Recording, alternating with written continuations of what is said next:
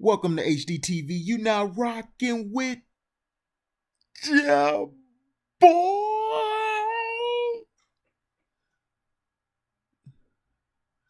In an article today, well not today, but on the 6th of September at 12:40 a.m. This is done by TMZ Sports.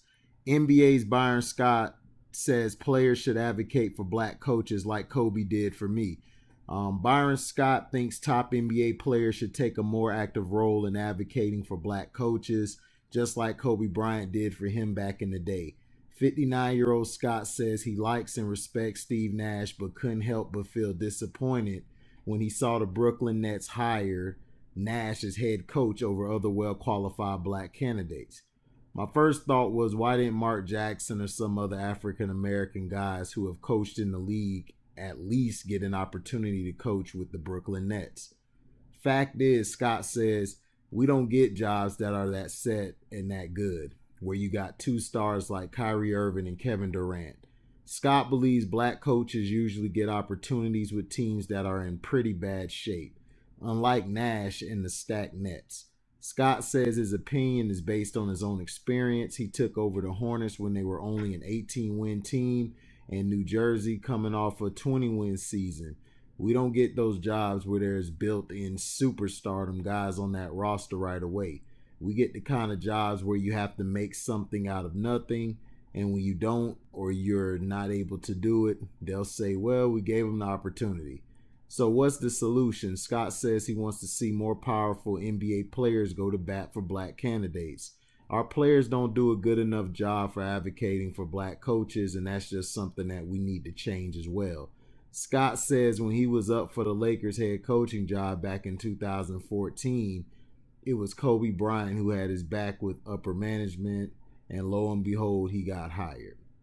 So basically, what do you guys feel? Do you feel like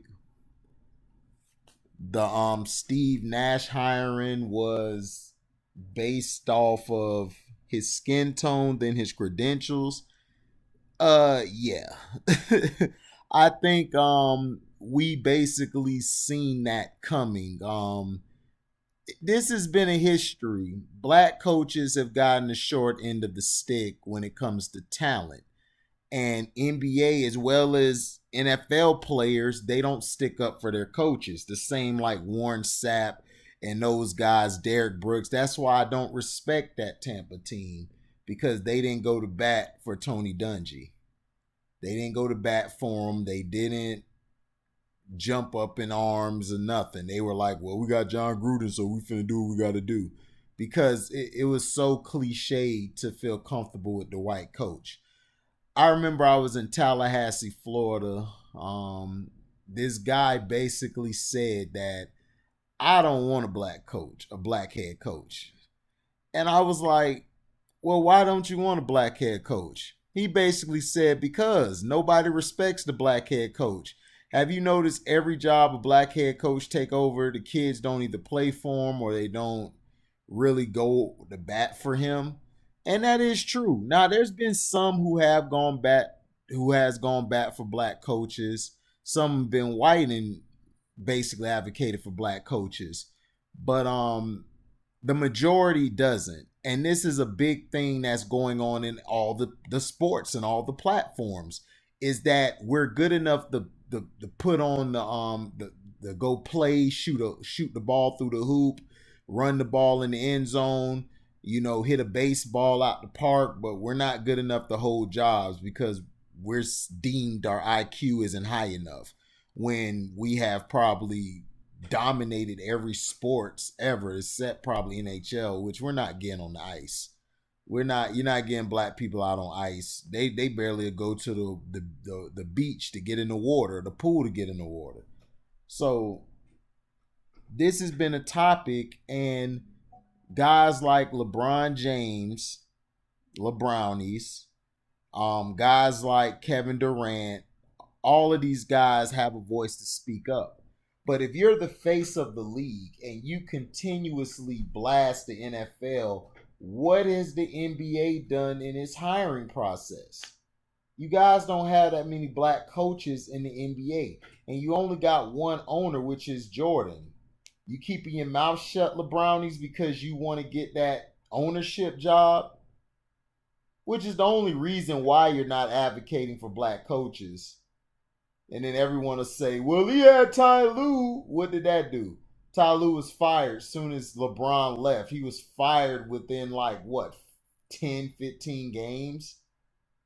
Because he wanted to play. He wanted to win games, and the owner and them wanted him to tank. But if he would have tanked, they would have still fired him. So Ty Lue was trying to coach to get looked at elsewhere, and nobody wanted him. But everybody wanted old Steve Nash. Steve Nash, back-to-back MVP. I never seen a player who hasn't won anything get so much glorification. So much glorification. You know, he never transcended the game. He was great as far as his play and what he brought to the table. But it's like whatever, man. That's just how the cookie crumbles. That's where it falls. So let me know in the comment section who should speak up more. I feel that LeBrownie should speak up, and in the NFL, guys like Tom Brady needs to speak up. Guys like not only Tom Brady but Drew Brees, other guys, like they need to speak up for black coaches. Players like Jalen Ramsey, who always in the media talking about something that doesn't have anything to be concerned about. How about he speaks up since he has a big mouth? You know, why hasn't Ray Lewis talked about this? Why hasn't a lot of athletes talked about this? What is so bad about advocating black coaches? That's what I'm trying to figure out. But Byron Scott, to me, he was a good coach. To me, he's a better coach than Mark and Doc. But he doesn't get the same luxury. He basically has to fall back. But he's right. Black coaches usually get the short end of the stick. They get put on a bad team. But this is how it goes. But we need to fight for this too. And it's crazy. It's 2020 and we're still fighting for the same stuff our grandfathers, our mothers and dads were fighting for in the 60s. Like, comment, subscribe, share this, please. Hit the notification bell, select all to receive upcoming content. I'm going to try to drop some more other stuff. I've been sports driven because of the playoffs and now the NFL season finna start. So I'm going to try to, the NFL, I'm going to do a week 1 review, which I'll have ready on Tuesdays or Wednesdays of every week. I will give you my take on what I've seen.